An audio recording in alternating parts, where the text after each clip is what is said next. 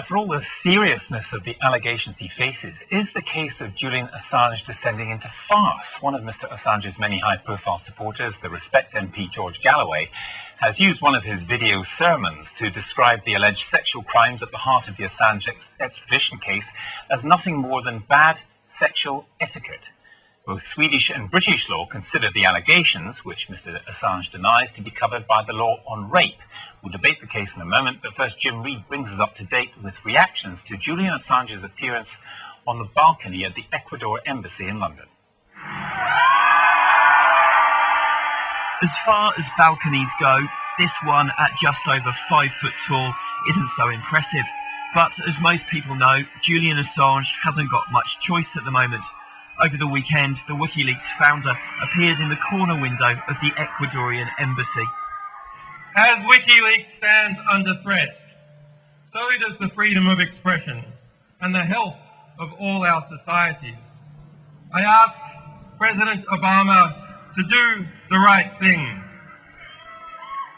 The United States must renounce its witch hunt against WikiLeaks. The speech covered everything, from WikiLeaks to freedoms in the US, even touching on censorship in Russia. But some of Mr. Assange's former supporters are now asking if he's picking the right fight and are starting to publicly question his tactics. There is certainly danger. WikiLeaks is one big organisation than Assange.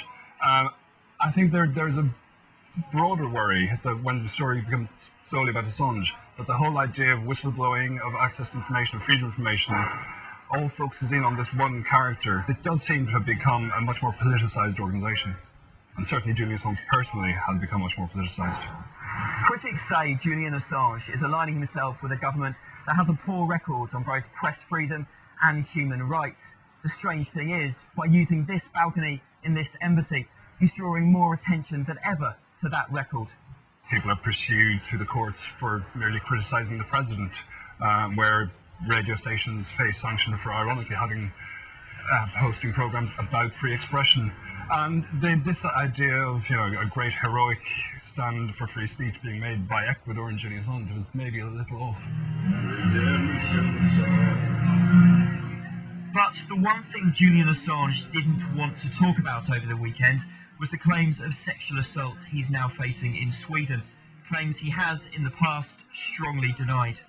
That wasn't something that the Respect MP George Galloway, a man not known for his diplomatic niceties, shied away from today. Welcome to Good Night with me, George Galloway. In his weekly video blog, he claims the women involved agreed to spend the night with Mr. Assange.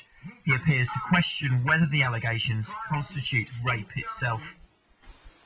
Some people believe that when you go to bed with somebody, take off your clothes and have sex with them, and then fall asleep, you're already in the sex game with them.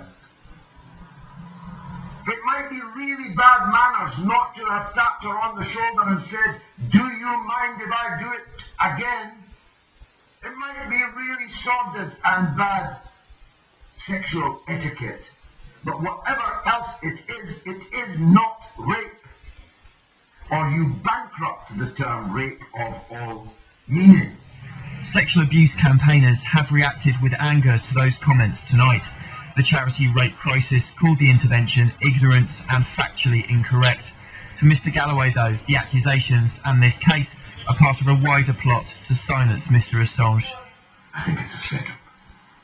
I think the whole thing is a setup. And I don't understand how so many of you can't see that.